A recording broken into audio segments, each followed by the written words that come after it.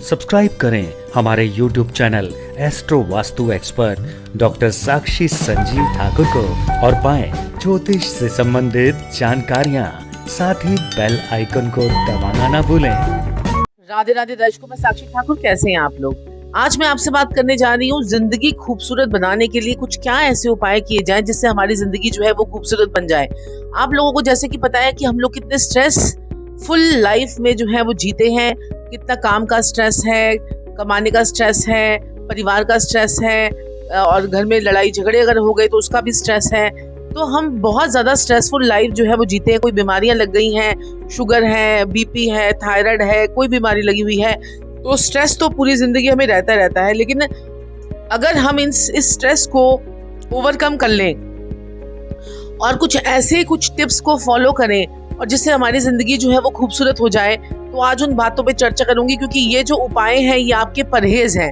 अगर इन परहेजों को आपने समझ लिया, अगर इन उपायों को आपने समझ लिया, तो आपकी ज़िंदगी को खूबसूरत बनाने से कोई नहीं रोक पाएगा।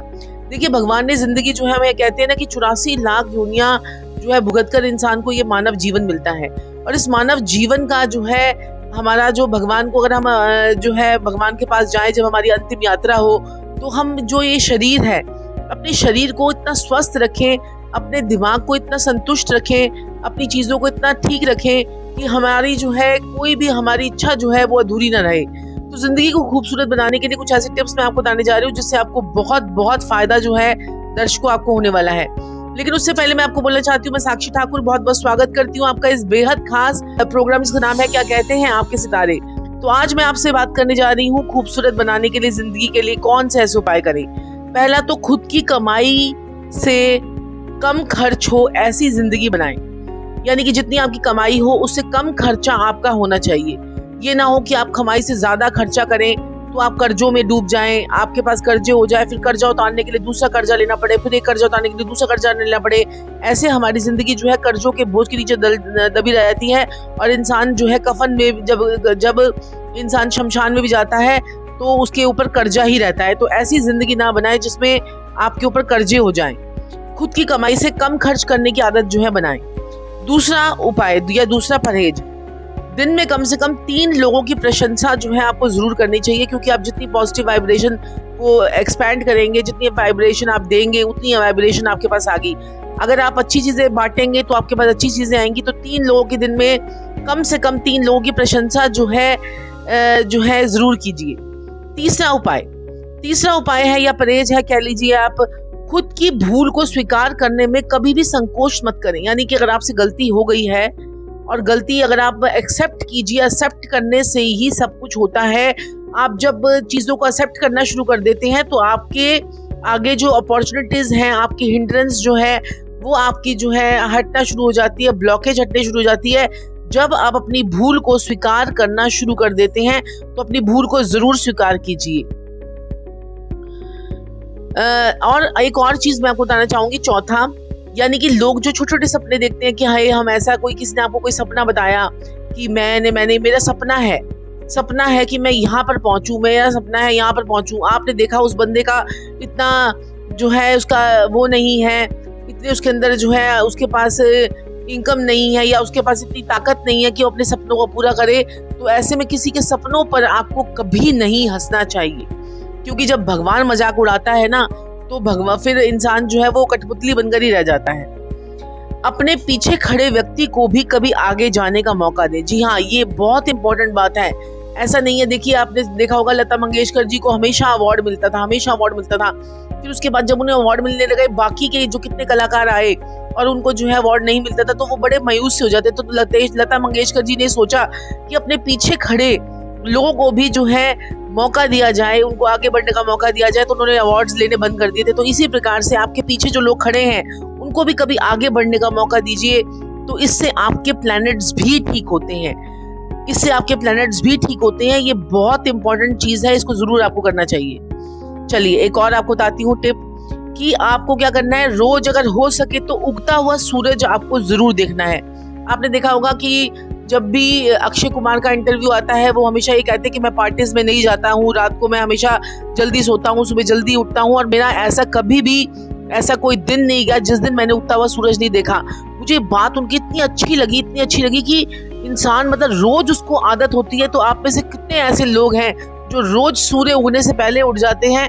तो उगता हुआ सूर्य जो है आपको जरूर देखना चाहिए, और हो सके तो अपने परिवार वालों को भी ये चीज में आदत डाली कि उगता हुआ सूरज जो है वो जरूर देखें। अच्छा, एक और 7वां उपाय, अब जो है ये बड़ा इंपॉर्टेंट बात है जिसको आपको फॉलो हमेशा करना चाहिए। बहुत जरूरी होना तभी कि कोई चीज जो है उधार लें। अगर आपके पास ऐसा नहीं कि कई लोगों की आदत होती है कि चलो जी आज चीनी मांग लो, आज चावल मांग लो, एक कटोरी ये मांग लो, एक कटोरी वो मांग लो। बहुत जरूरी हो जब तक, मतलब बिल्कुल जब तक आपको लगे। कईयों की आदत होती है यार इससे वो आईफोन मांग ले, इससे जो है स्पीकर मांग ले, इससे ये मांग ले, इससे वो मांग ले। तो लोगों की कई आदत बन जाती है कि जो है ना हर चीज की मांगना। तो वो जो बहुत जरूरी कोई चीज हो तभी उधार लेने, तो उधार लेने की आदत को ना डाले। जब भी आप उधार लेना शुरू कर देते हैं तो आपका छठा घर एक्टिव हो जाता है, और जब छठा घर एक्टिव होता है तो आपके ऊपर रोग, ऋण, शत्रु और आपके रास्ते जो है वो ब्लॉकेज करना शुरू कर देता है। किसी से कुछ जानना हो, किसी से अगर कुछ जानना हो तो 2 बार उससे पूछें, आराम से पूछें, पेशेंस से पूछें, और 2 बार जो है वो जरूर पूछें। कुछ भी आपको किसी से जानना है तो 2 बार उससे जरूर पूछें। गुस्सा कम करें, ये आपका जो है 8वां उपाय है। कर्ज और शत्रु को कभी बड़ा मत होने दें, यानी कि 9वां उपाय क्या है? कर्ज यानी कि आपका जो है, आपके ऊपर जो उधार है या आपका दुश्मन है उसको कभी भी अपने से बड़ा मत होने दे। मतलब उसको बढ़ाएं मत, यानी दुश्मनी को भी ना बढ़ाएं और कर्जे को भी ना बढ़ाएं। अगर आप उसको बढ़ाते जाएंगे तो दुश्मन एक बारी आपके ऊपर एक बारी जबरदस्त तरीके से जो है हावी होना शुरू हो जाएंगे। 10वां उपाय, ईश्वर पर अटूट पूरा विश्वास रखें। ईश्वर पर पूरा विश्वास रखें, अटूट विश्वास रखें, और जो है ईश्वर की मदद से हम कहां से कहां पहुंच सकते हैं आप सोच भी नहीं सकते। तो ईश्वर पर जरूर विश्वास रखें। प्रार्थना करनी कभी ना भूले, प्रार्थना में अपार शक्ति है। चाहे आप मेडिटेशन करते हैं, चाहे आप कोई स्विच वर्ड करते हैं, कोई आप जो है कोई चैंटिंग करते हैं, तो प्रार्थना इज वेरी वेरी इंपॉर्टेंट। प्रार्थना कीजिए, आपका दिमाग भी शांत रहेगा, और प्रार्थना में जो है आपकी अपार शक्ति है, वाइब्रेशन है, पॉजिटिव एनर्जी है जो आपके सारे कामों को बनाती है। 12वां उपाय, अपने काम से काम रखें। जी हाँ, अपने काम से काम रखें। दूसरों के कामों के अंदर अड़चने ना डालें और दूसरों के कामों के अंदर मीन मेक ना निकालें। ये बहुत बड़ा उपाय है। अगर आप मेरी सारी बातों को फॉलो कर लेते हैं ना, तो आपके जीवन में इतने चमत्कार होने वाले हैं कि आप सोच भी नहीं सकते हैं। 13वां उपाय, समय सबसे ज्यादा कीमती है, इसको फालतू कामों में खर्च मत करें। आप किसको समय दे रहे हैं, समय किसके लिए यूज कर रहे हैं समय, ये बड़ा इंपॉर्टेंट है। बेफालतू के लोगों के लिए अपना समय जो है बर्बाद ना करें। बेफालतू के लोगों के लिए अपना समय जो है वो बर्बाद ना करें, और समय की इंपॉर्टेंस को जो है वो जरूर समझिए, और फालतू के कामों में अपना समय को बर्बाद जो है बिल्कुल ना करें। समय को खर्च मत करें। समय एक बार ही चला जाता है तो वो वापस नहीं आता है। 14वां उपाय, जो आपके पास है उसी में खुश रहना सीख लीजिए। जी हाँ, ये बड़ा इंपॉर्टेंट चीज है। जो लोग जो है वो नहीं मानते हैं कि जो आपके पास है उसी में इंपॉर्टेंट, उसी में खुश रहिए। बाकी चीजों की तरफ मत देखिए, इधर मत देखिए, दूसरे की थाली में मत देखिए। दूसरे की थाली में क्या है, आपकी थाली में भी भगवान जो है सबको उसके कर्मों के हिसाब से फल देता है। जैसे किसी की 7.5 आती है तो 7.5 में किसी को रंक बना देता है, किसी को राजा बना देता है। तो इसीलिए जो है भगवान जो है सभी को अपने अपने कर्मों के हिसाब से फल देता है। तो इसीलिए कहते हैं कि किसी की थाली में मत देखे, जो आपके पास है उसी में खुश रहिए। बुराई कभी भी, 15वां उपाय, बुराई कभी भी किसी की भी मत करें, क्योंकि बुराई नाव में छेद समान है। छेद छोटी हो या बड़ी, नाव को डुबो ही देती है। तो इसलिए आप जो है लोगों की बुराइयां करनी छोड़ दीजिए। बुराई, आप ये देखिए कि लोगों के अंदर जो है ना कमियां निकालनी, अरे इसमें तो ये कमी है, इसमें ये कमी है, इसमें वो कमी है, तो कमियां निकालनी छोड़ दीजिए, बंद कर दीजिए। जितनी आप कमियां निकालेंगे उतना आपके लिए रास्ते जो हैं आपके जो है डूबते चले जाएंगे, उतना आप डूबते चले जाएंगे और रास्ते आपके जो हैं वो खराब होते चले जाएंगे।